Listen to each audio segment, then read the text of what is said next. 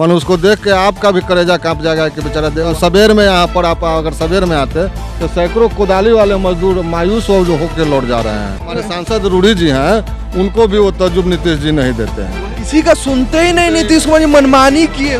का है अपने बिहार में नीतीश के सामने कोई नहीं है।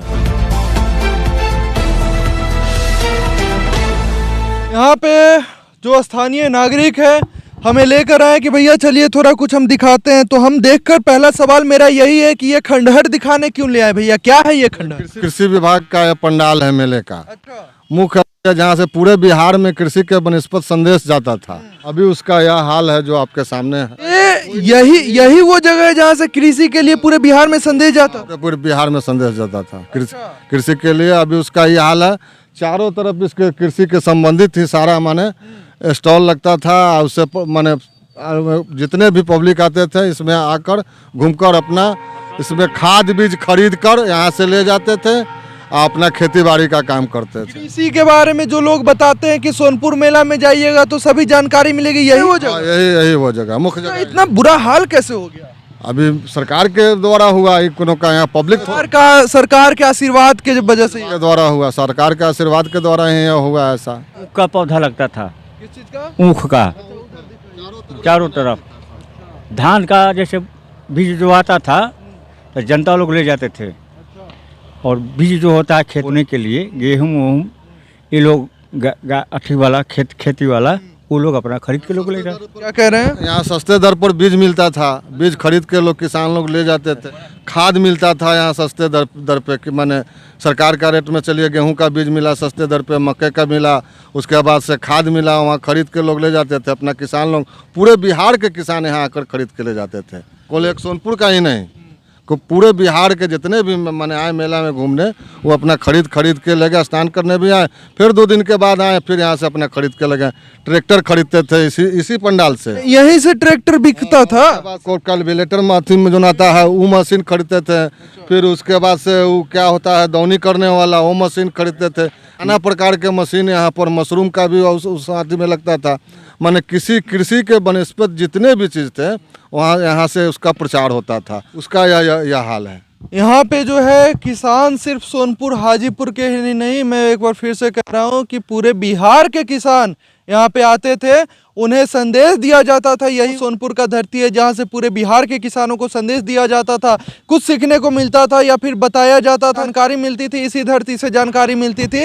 और जो मुख्य स्थान है उसे दिखा दीजिए, क्या खंडहर की स्थिति में इसे ले आया गया है, और इसका जिम्मेवार मात्र और मात्र सिर्फ और सिर्फ बिहार के सरकार और बिहार के मुख्यमंत्री आदरणीय नीतीश कुमार जी है, जिन्हें ये सब नहीं दिख रहा है। उन्हें दिख रहा है तो सिर्फ जो है सिर्फ पुल बनाना दिख रहा है, बिजली सड़क भी कुछ हद तक सही है, बाकी अन्य क्षेत्रों में ध्यान नहीं। अरे बिहार में रोजगार तो आप दे नहीं पा रहे हैं, कम से कम जो भी पर्यटक स्थल है छीन ले रहे हैं। मेला से यहाँ पे लाखों आदमी को रोजगार मिलता था, जैसे हम भी बेरोजगार ही हैं। हमारे 57 बरस उम्र गया, हम स्टॉल बना के इस मेला में अपना आजीविका करते थे।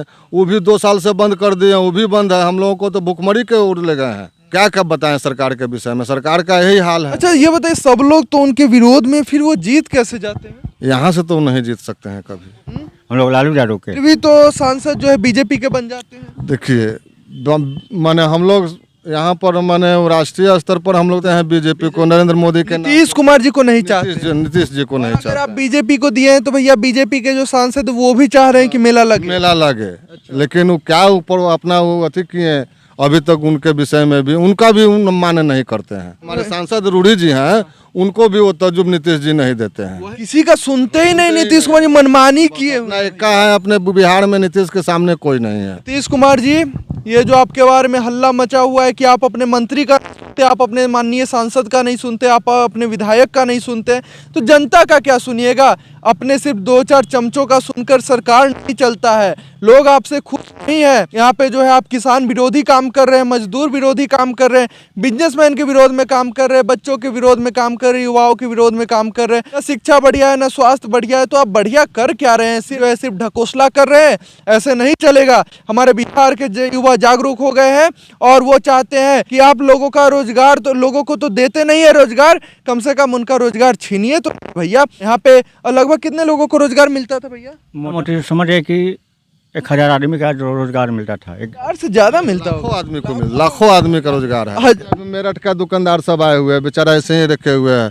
कुछ आए हुए हैं उत्तर प्रदेश के बॉर्डर से दुकानदार। जब आगे इस रोड में जाइएगा तो मेरठ से भी 2 दुकानदार आए हुए हैं। हमें तो लगता है 10,000 से ज्यादा तो मजदूर ही। दुकानदार के मजदूर अब सवेर में यहाँ पर आप अगर सवेर में आते तो सैकड़ों कोदाली वाले मजदूर मायूस होकर लौट जा रहे हैं। मन उसको देख के आपका भी कलेजा कांप जाएगा कि बेचारा देनाबाद से आके उस अथी बगीचे में वो अपना खाना बना के वहाँ पे मजदूरी करता था। 15 दिन उसको रेगुलर 2 रात दिन काम मिलता था। अच्छा पैसा कमा के वो सब यहाँ जाता था। वो 3 दिन से इतना मायूस है कि माने देख के कोई रो रहा है, रो रहा है। हम जिस जमीन पे खड़े हैं यह मिट्टी कोई साधारण मिट्टी नहीं है भैया, यही वो मिट्टी है, यही वो धरती है जहाँ से पूरे बिहार के किसानों को संदेश जाता है, सीखने को मिलता है। सरकारी दरों से जो है वो यहाँ से सामान ले जाते हैं, लेकिन अभी ये धरती जो है सुनसान पड़ा हुआ है, वीरान पड़ा हुआ है, क्योंकि नीतीश कुमार जी कुंभकर्ण होगी जगते हैं कि नहीं जगते हैं वो भी हम आपको दिखाएंगे। तब तक बने रहिए हमारे साथ। ओपिनियन बिहार ऑनलाइन के लिए शुभम कृष्णा।